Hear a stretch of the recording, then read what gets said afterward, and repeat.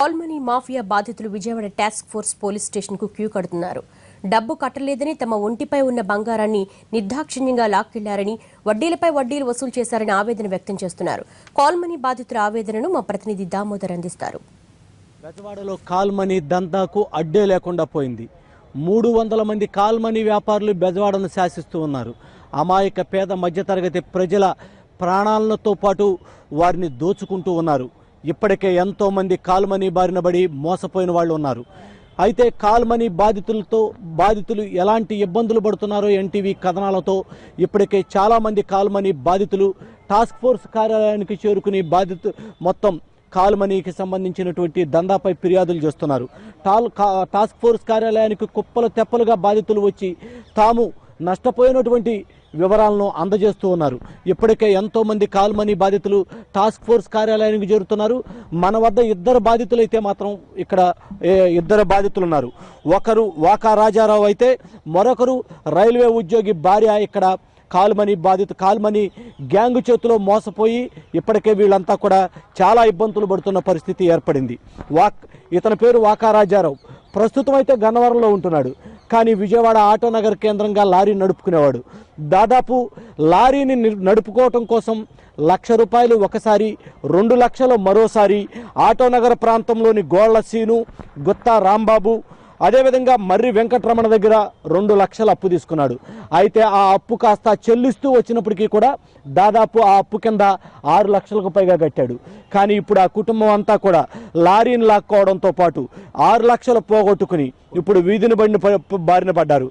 మొత్తం కూడా ఆ లారీ ఏదైతే వీళ్ళకి జీవనోపాధిగా ఉన్నటువంటి లారీ ఏదైతే ఉందో ఆ లారీని కొట్టి లాక్కోవడంతో పాటు వాళ్ళ పేరెంట్ ట్రాన్స్ఫర్ చేయించుకున్నాడు. అయితే అతని ఆవేదనను ఒక్కసారి అతని మాటల్లో వినే ప్రయత్నం చేద్దాం. కాల్మనీ దారుణాలు దందాలు ఏ విధంగా ఆటోనగర్లో ఉన్నాయో ఒక్కసారి అడిగి తెలుసుకుందాం. చెప్పండి, మీకు ఎవరి దగ్గర తీసుకున్నారు డబ్బులు, ఎంత తీసుకున్నారు, ఇప్పుడు మీకు వచ్చిన ఇబ్బంది ఏంటి? మా ఇబ్బంది అండి, నేను లారీ నడుపుకుంటూ ఎందుకు వడ్డీలు కడతా, ఫైనాన్స్ కడతా చేస్తా, ఏదో కాలక్షేపం చేస్తున్నానండి. ఈ లోపల వాళ్ళ అమౌంట్ పూర్తవగానే లారీ నీకు ఎందుకు నేను మోసం చేయదని చెప్పి నా ఎవరి దగ్గర తీసుకున్నావు? వాళ్ళ శ్రీనివాసరావు, గుత్తా రాంబాబు, మర్రి వెంకటరమణ, వీళ్ళు ముగ్గురు ఆర్ఎస్ బ్రదర్స్ రియల్ ఎస్టేట్ పేరు మీద నడుపుతా లోపల ఈ చీకటి దందా నడుపుతున్నారు.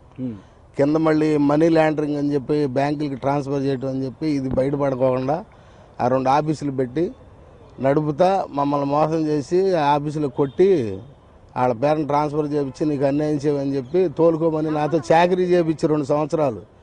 ఆఖరికి లాస్ట్లో నిన్న నెల 15 రోజుల ముందు నీకు సరిపోయి నీ బాకీ నిమిత్తంగా మా బాకీ సరిపోయిందని చెప్పి 20,000 రూపాయలు 30,000 రూపాయలు చేతిలో పెట్టి బయటికి గెంటేశారు. నువ్వు చెప్పు. మరి మా పిల్లలు మేము వీధిని పడ్డామండి. మీ దగ్గర ఉన్న సంగతి నాకు తెలియదు, మా వారు నాకు చెప్పలేదు. మేము ఇంటి దగ్గర కొద్దిగా అప్పులు తెచ్చుకొని ఉన్నాము, కొద్దిగా తక్కువ వడ్డీల మీద. ఎంతో కొంత మీ ఆడపిల్లకి ఇచ్చినట్టు నాకు ఇవ్వండి అని కూడా ఎంతగానో ప్రాధాయపడ్డానండి. అతను నేను మీకు రావమ్మా, మీరే నాకు ఇంకా ఇవ్వాల్సి వచ్చింది. బండి చెప్పకుండా బండి అమ్మేశారండి, నిలువు లేని లేకుండా చేశారు. సరే తనకి ఇవ్వాలి, బండి ఎందుకు అమ్మాలి అంటే తన పేరు ఉందా, భార్య బిడ్డలకు చెప్పొద్దా ఇచ్చేటప్పుడు? చెప్పాలి కదా. మీరు 10,000 కాదు 20 కాదు మీరు 1,00,000 ఇచ్చారు భార్య బిడ్డలకు అంతే. అయినా మాకు వాళ్ళు కొద్దిగా తెలిసినప్పుడు మాకు చెప్పాలిగా.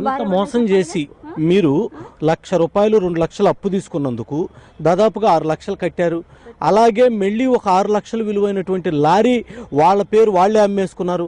అంటే 12 లక్షలు పోగొట్టుకోవడం జరిగింది. కానీ ఎవరికైనా ఫిర్యాదు చేయటం కానీ ఏమన్నా చేశారు? చేయలేదండి, భయపడ్డాం. మేము భయపడ్డాం. ఎందుకంటే వాళ్ళు కోట్లకు అధిపతులు, మేము చిన్నవాళ్ళం, నా పిల్లలు చిన్న పిల్లలు, మేము భయపడ్డాం చేయటం. కాకపోతే ఇప్పుడు మీరు పక్కకు తీసుకెళ్లి నా అల్లుడిని కొట్టి ఆ బండి రాయించుకున్నారు. ఆయనతో పాటుగా వాళ్ళు ఇచ్చే డబ్బులు ఇచ్చారో ఎంత చేశారో మాకైతే తెలియలేదండి. తెలియనిపోతే నేను తెచ్చిచ్చే డబ్బులు అక్కడ ఇక్కడ అప్పులు చేసి నేను కూడా మా అల్లుడికి తీసుకొచ్చి ఇచ్చాను. పిల్లలిద్దరు స్కూల్కు డబ్బు కట్టలేదని పిల్లలిద్దరిని కూడా స్కూల్ నుంచి బయటికి పంపించేశారు.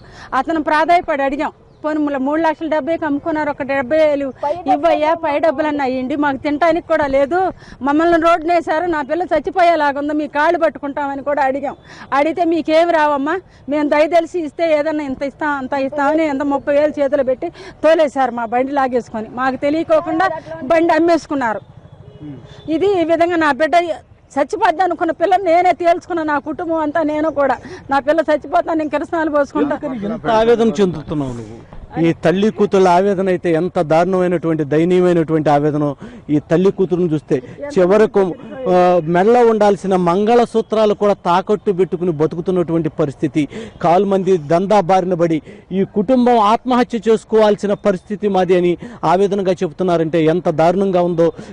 ఈ కుటుంబ సభ్యులకు సంబంధించిన ఒక్క లారీ కోసం 2 లక్షలు అప్పు చేసిన పాపానికి 6 లక్షలు వడ్డీ కట్టి మరలా 6 లక్షల రూపాయల లారీని ఈ కుటుంబం పోగొట్టుకుంది. ఇంత దారుణమైనటువంటి దయనీయమైనటువంటి కాల్మనీ దందా ఎంత దారుణంగా ఉందో చెప్పడానికి ఈ కుటుంబం ఒక్కటే నిదర్శనం. మరో సంఘటన చూద్దాం. ఇక సింగనగర్ చిట్టినగర్ ప్రాంతంలో గోపాలరావు భార్య ఈవిడ.